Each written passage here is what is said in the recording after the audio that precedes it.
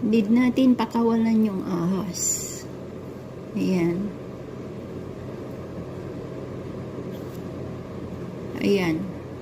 Para mawala yung trap, kailangan nating daanan itong yellow. Yan. See? Ayan. Nakalab. Next. Ayan. Same lang. Ngayon, hindi ko alam kung paano. Ito.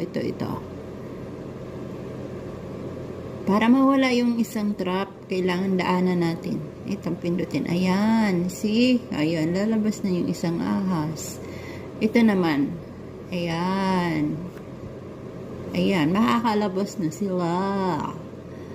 Yay!